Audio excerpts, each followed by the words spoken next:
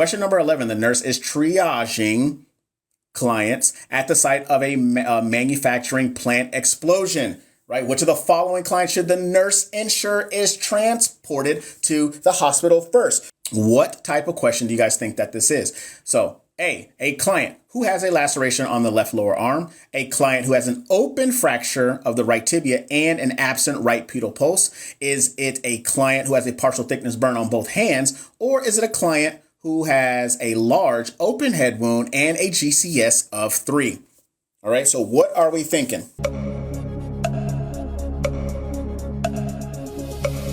And the answer is number 2. During a mass casualty event, the goal of the nurse is to triage rapidly and provide the greatest good for the greatest number of people. Clients are commonly triaged using a color code system and placed into 4 categories. Okay, when prioritizing clients for treatment, emergent needs should be managed first, followed by urgent and then non-urgent.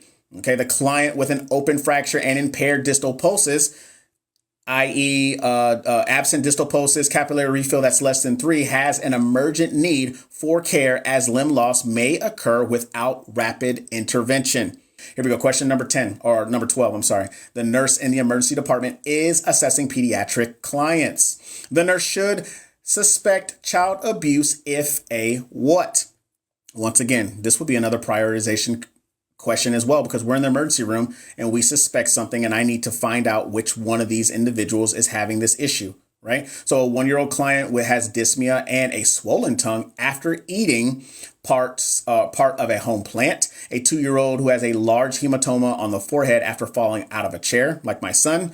A 3-year-old child or a client that has secondary burns on the face after pulling a cup of hot tea off the table, or a 5-year-old that has 1 new and 2 healing humerus fractures after falling from a tree. What are we thinking?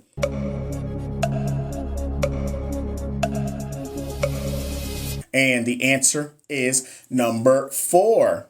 The nurse should be aware of signs of physical, sexual, and emotional abuse and comply with state or providential mandatory reporting. Hey, as a nurse, if you see it, you report it. You don't give a shit about how anybody feels. The goal is to take care of your patient. If it's a patient that's a handicap, a child, the elderly, you take care of them. All right. Signs of abuse may include shaking baby syndrome. All right. Burns in the shape of a household item, such as an iron, or if you're from Baltimore, it's an urn, a spatula, cigarette, so on and so forth. Repeated injuries in various stages of healing. Right. Injuries to genitalia. Lapse time between injuries and the time when care was sought. So if they got hurt today and then you didn't seek treatment until like 4 or 5 days later, right? Yeah, they can't. You protect those that cannot protect themselves. Absolutely. Inconsistency between the injuries, right? And the caregiver's explanation of the injury. All right. And also sexually transmitted infections. I don't know if that's on here, but sexually transmitted infections in children. All right. That's a huge one to be looking out for as well. But here we go. Question number 13. The nurse is reading comments on a public social media page maintained by a group of nurses, which is probably about all y'all in here. Which of the following social media pages by a nurse breaches client confidentiality? So think of HIPAA. Select all that apply. All right. Select all that apply. It breaks my heart that our client with a paraplegia was so neglected by the family. I private messaged everyone a cute story about our sweet client with dementia. The client in room 5 is positive for influenza. So please remember to get your flu vaccines. Some of the clients have been acting so agitated lately, but I am grateful to work with such a supportive staff team or staff members. Wash your hands well if you care for the client in room 4. That client's cultures are positive for Clostridium difficile. What are we thinking, y'all? What are we thinking?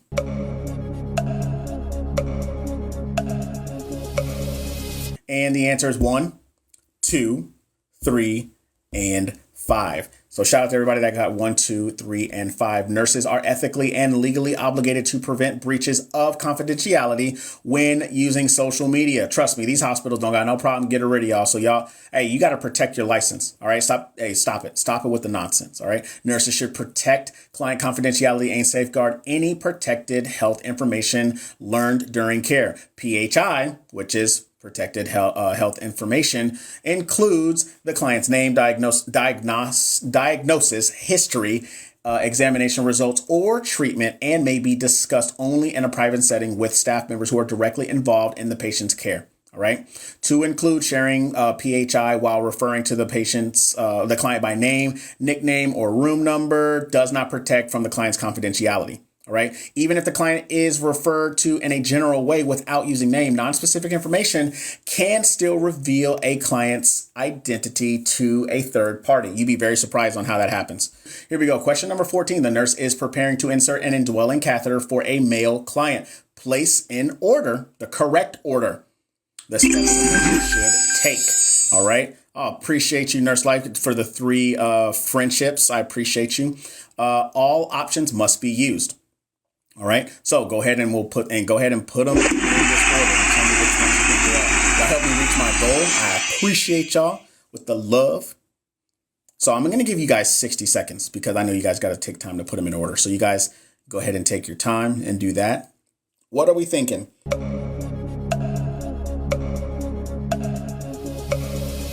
And the answer is 1, 5, 2, 6, 4, and 3.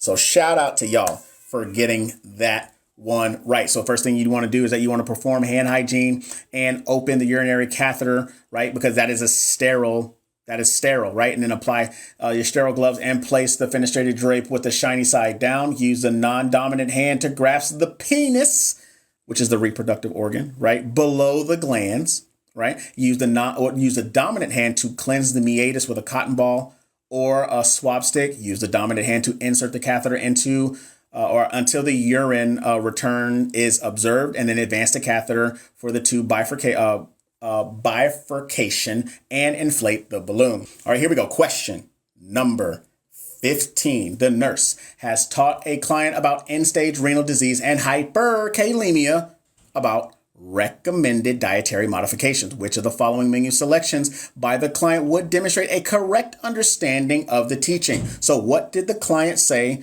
that made me as the nurse just be like, you got it, big dog. You know what I'm talking about, right? Is it 1? Is it black beans and rice, sliced tomatoes and cantaloupe? Is it 2, grilled chicken breast, white bread and applesauce? Is it a hamburger patty with whole wheat bread and carrot sticks? Or is it poached salmon or wherever you're from, a baked potato and strawberries? What are we thinking?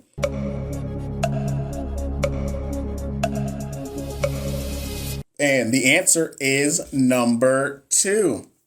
Clients with end-stage renal disease are unable to excrete potassium. Therefore, the nurse should treat them or should teach them to choose foods low in potassium to maintain normal serum potassium levels, right? Grilled chicken, sandwiches on white bread and applesauce are low in potassium.